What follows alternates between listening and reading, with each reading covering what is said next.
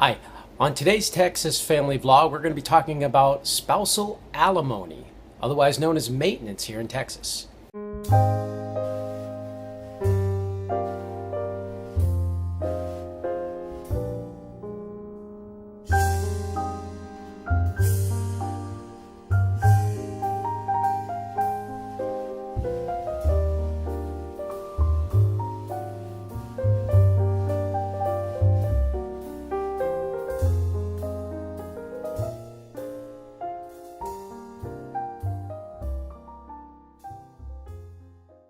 Texas has always had two forms of spousal alimony.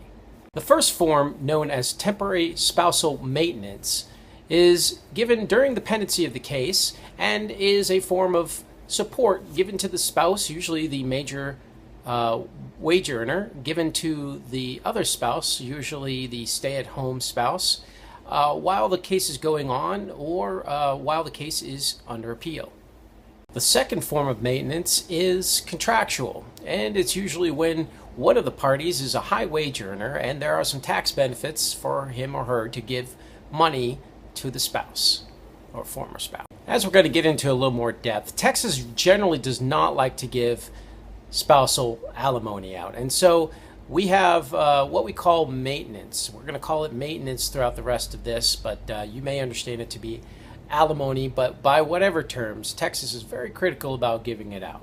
Now, maintenance is usually an issue for a case of divorce, but it could also include cases involving voiding a marriage or seeking a annulment. So, who is eligible for maintenance? Well, maintenance will come about if one of two factors are in place.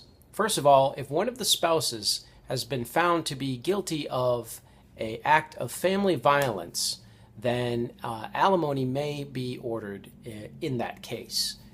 The second possibility is if the marriage lasted longer than 10 years, then you may have to pay spousal maintenance, as long as the spouse can prove that he or she cannot provide their own minimum needs, or if the spouse can prove that they have a child under their care which requires full-time care because the child has a mental or physical capacity such that the spouse is not able to work outside the home.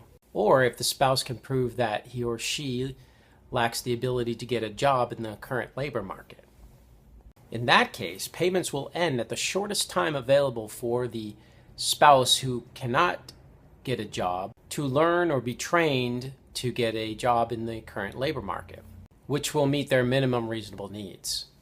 Now, one thing to note is that a disability that occurs after divorce is not grounds for spousal maintenance. In determining whether spousal maintenance is warranted, the courts will look at several factors. Among these are financial resources, education, and employment skills of the spouse, the length of the marriage, the ability of the other spouse to pay, the financial conduct or misconduct of the other spouse, contribution of a spouse as a homemaker, and the efforts of the spouse seeking maintenance to obtain employment counseling. So as we've seen, it's very difficult in Texas for a spouse to get spousal maintenance either on a temporary or certainly on a more permanent basis. Really, the only way to get spousal maintenance after the divorce is if the parties agree to it, because it's the public policy of Texas that the parties move on with their lives and do so independently from each other from the date of the divorce on.